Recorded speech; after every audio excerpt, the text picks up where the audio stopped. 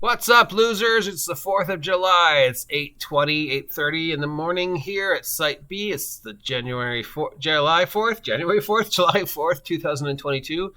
It's 62 degrees and partially sunny. The fire companies are running around right now because, as usual, where I live, there were a bunch of idiots who were drunk shooting fireworks in the trees last night. Those trees, of course, being bone dry because of a drought. So, yeah, that was always fun, but it's a tradition here at Site B where I live, So, yeah. Anyways, if I sound weird, it's because I'm having a horrible allergy attack to something today. Can't hear out of my left ear. So, yeah, please forgive me. Anyways, it's time to take a look at all the tabletop role-playing game news that may or may not actually be important. What's going on in the world of tabletop role-playing games this week? Probably not a lot, because, it is a 3-day weekend and stuff like that. So, EN Publishing is sponsoring a new actual play for their Level Up 5e Advanced called Level Up 5e Advanced Ragtag. It's over up on, of course, YouTube and EN Publishing's Twitch page, and something called Tabletop Time Role-Playing Game. EN Publishing is also accepting applications for more live streams, so if you want to be sponsored by EN Publishing and do a live stream of Level Up 5e Advanced, now's your chance. Okay, Level Up 5e Advanced is EN Publishing's rewrite take on 5e D&D that they've been working on for the last, God, how long have I been talking about this? 2-3 years? Is this the Pathfinder to 5e? I don't know. I have not seen a copy of it. I just hear so much of stuff. I mean, you gotta love the amount of push and press EN Publishing is doing for this. They've even got a live play up, which, is something Pathfinder never did. They could have, but they didn't. If you remember, originally the Critical Role crowd, before they even went over to, full-time YouTube-y stuff, were playing Pathfinder, then they switched to 5e, partially because, it's just easier, and it was more popular, and, of course, the D&D Beyond money. But had they kept playing Pathfinder, who knows? Pathfinder might be way more popular than it is, but right now, it's D&D 5e. So we'll see what happens with Level Up 5e. Could it be a viable contender to D&D? Hey, remember Alice is Missing, the tabletop role-playing game of the year of 2021 that's vanished from the face of the earth after winning the award? Yeah, so apparently Paramount is making a movie based upon a Alice is Missing. Are they really that desperate for movie titles related to games, especially with a name like Alice is Missing? I think there already is a movie called Alice is Missing or Somebody is Missing. Plus there's Gone Girl, and there's tons of, teens solving mysteries because of missing friends. I just saw an ad for another one last night on Amazon Prime called Chloe, about a girl who takes on a fake identity to work her way into the friends crowd of a VTuber named Chloe who disappeared. So, yeah, I don't know. I mean, interesting choice to be making a movie based upon Alice is Missing, other than the fact Alice is Missing was Tabletop Role-Playing Game of the Year last year for reasons I still don't understand, because as much as I appreciate new and unique takes on the hobby, and obviously finding ways to use the technology and implement it into the hobby, clever, but Alice is Missing was not a role-playing game. It's a one-shot storytelling game that's basically based on Werewolf, or Sus, or if you're not familiar with Werewolf, Among Us, or Trouble in Trader's Town. One of you is responsible for Alice is Missing, and you all have to figure it out using, but you can't talk was the whole premise. So, I don't know.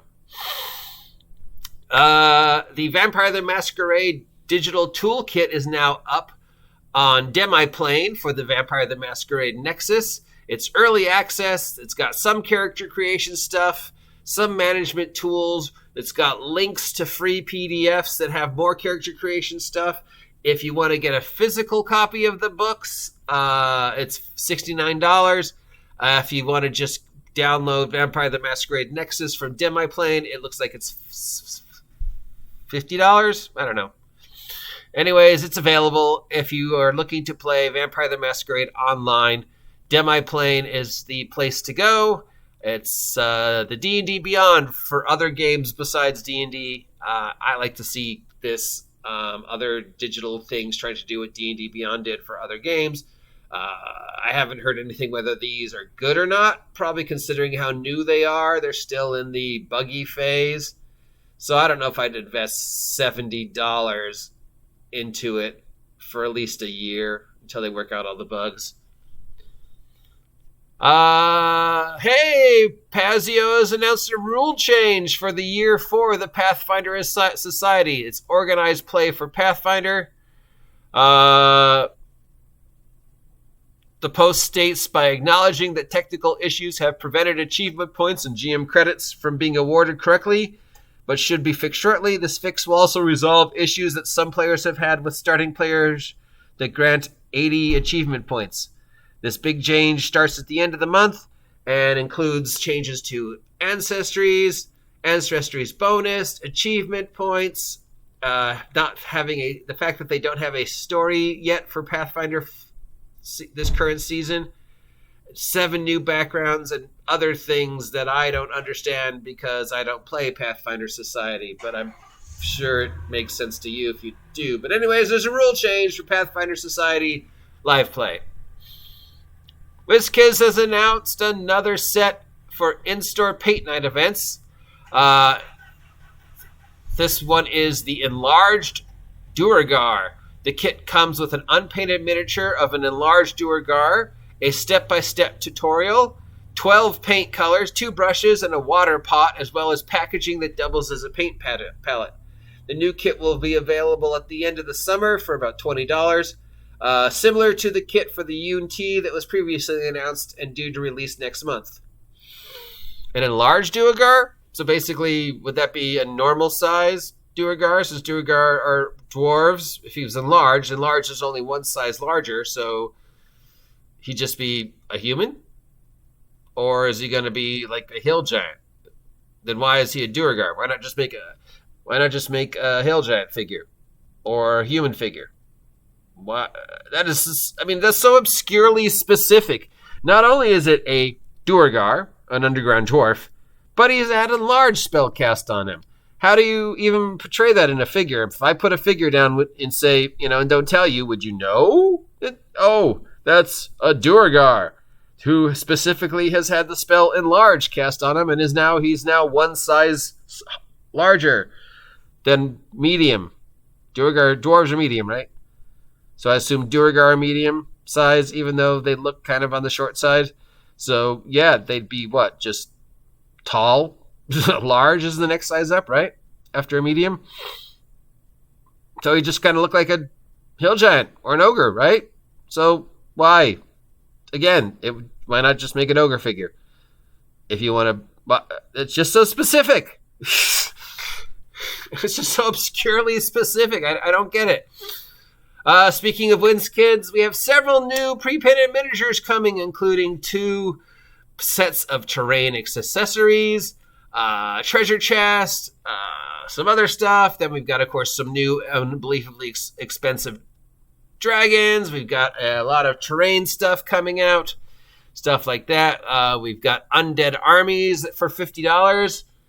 We've got Bugbear Warband for $45. We've got Gothinki Warband for $45. We've got Hobgoblin Warband for $45. These are all for the pre-painted line D&D Icons of the Realms.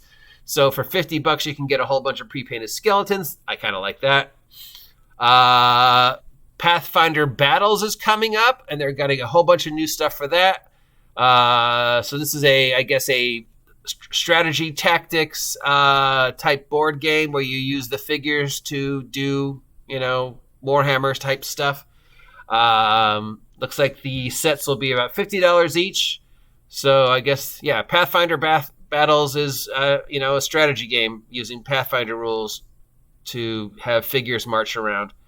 I don't know if there's a market for a Pathfinder strat sim, but definitely more figures and more maps are always cool. If you guys remember from a while back, before I think 4E maybe years, D&D did a strat sim, and there talks about coming up another battle strat sim type thing. The maps from that system were amazing. I still have some, and some of the figs, even though they were D&D battle figs, were really good, like even better than some of the normal D&D figs. So I know there's another thing like that coming out for D&D next year.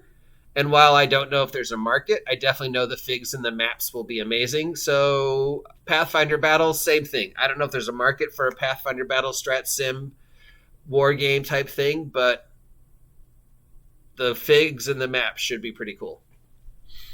And then there's a huge adult dragon figure for $80 from WizKids for Pathfinder Battles. So actually, for the huge figures, that's pretty reasonable, considering most of the huge figures run around $400. $80 for a giant dragon in the realm. I mean, I still think that's too much for a dragon, but I can go to Walmart and get one of those knockoff dragons that they have in their toy section for like $7, which is about the same size as this guy. But yeah, as far as the giant figs have gone, which generally running around $300 to $400, $80 is reasonable. That appears to be it for the tabletop role-playing game news this week. As always, if any of the product I mentioned sound interesting to you, head on down to your friendly local game store and ask them to carry it. I, for one, am very interested to see what an enlarged Duergar figure is out, so I'll probably pick that up. And congratulations to the creators of Alice is Missing for getting your game shopped by Paramount for a potential movie. Whether this will actually happen or not, who knows? Is there an audience for a movie based on an obscure role-playing game about people communicating through text and trying to solve a mystery when that's already been done so many times? I don't know. But hey, if you were the creator of Alice is Missing, I would be like, yeah, I'm getting a movie made. Give me that sweet, sweet, sweet Hollywood money, even if it doesn't get made. Paramount at least is interested enough that I make some money off of this. I don't know. I don't know which one I'm more curious about. An Alice is Missing movie or an enlarged Duergar figure as opposed to just making an ogre figure. That's just so extreme. How would you know? If I just put the figure down, how would you know it's an enlarged Duergar? That is specifically, it's a Duergar that has had the enlarged spell cast on it. That's so specific. I don't know. But I'm an idiot, so don't listen to me. Make up your own mind. If this sounds interesting to you, great. If you agree with me and you're like, I don't get it, it's great. Who knows? Whatever. Subscribe to my vlog. Help me hit 1,000 subs by the end of the year. Somebody had asked me if I'd ever do a live stream Q&A, and I'm going to do something on my birthday, August 4th, because it's also RPG, a day for August. So, yeah, definitely I will do some type of live stream. Subscribe. Talk to you soon. I don't know what I'm talking about. I'm stoned on allergy medicine.